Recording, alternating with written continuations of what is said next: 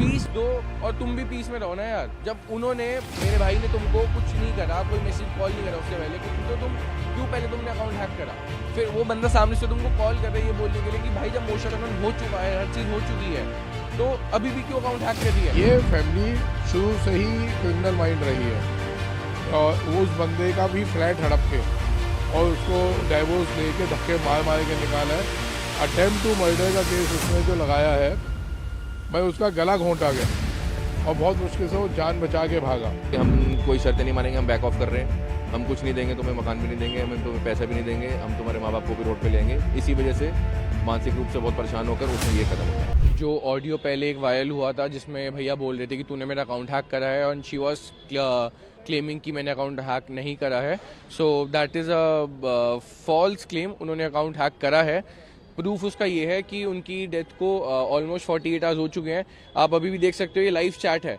This is not a screen recording और something, this is Instagram का live chat. If you go to message, ये chat open होता है, ठीक है। इट सेज एक्टिव येस्टरडे, ठीक है। तो ये उनका जो फ़ोन है वो पुलिस ने सीज करा हुआ है पुनीत भैया का, तो वो तो ओपन करेंगे नहीं क्योंकि it's sealed.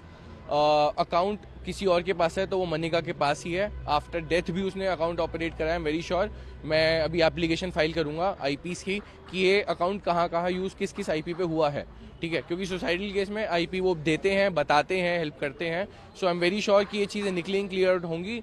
Also there are some more clips जो सामने आने वाली हैं अभी, जिसमें बहुत ज़्यादा ये मनिका को दिखाया गया है। हर चीज़ रिकॉर्डिंग है हमारे पास। I am gonna share that also. So let's hope for the best and I'm still waiting for my brother's justice. मकसद तो देखो, एक बात बताओ, मकसद तो कभी नहीं पता होता ना किसी को। अब मैंने तो ये चीज़ें एज आपको प्रूफ के साथ दिखाई हैं। मोटिव आप उससे पूछो कि उसने क्यों करा।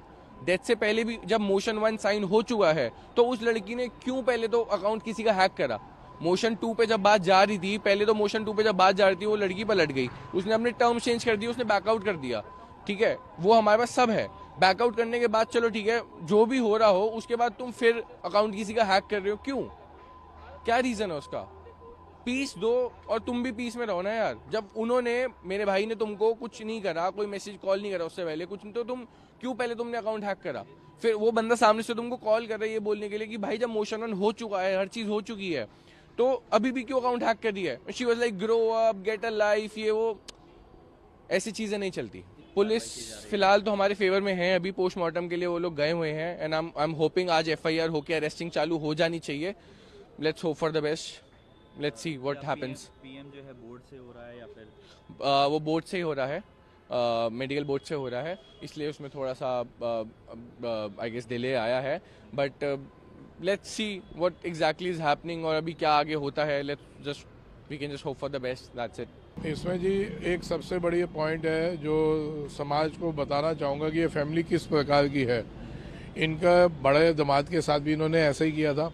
इसी थाने में यहीं पे अटेम्प्ट टू मर्डर का केस उन्होंने अपने जो जगदीश पावा है, अपना उनका ससुर, उसके खिलाफ लगा रखा है।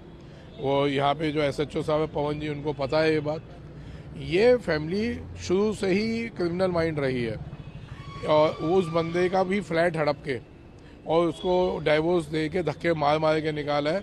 अटेम्प्ट टू मर्डर का केस उसने जो लगाया है, मैं उसका गला घोंटा गया और बहुत मुश्किल से वो जान बचा के भागा। वो बंदा भी देखो, वो सर्विस क्लास है, वो कहते हैं जी मैं आने को तैयार हूँ और मैं एक एक बात बताने को तैयार हूँ।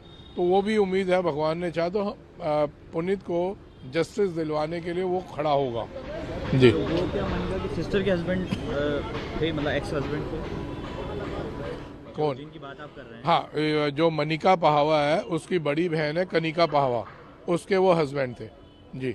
तो वो पूरा बिल्कुल वो भी सपोर्ट कर रहे हैं।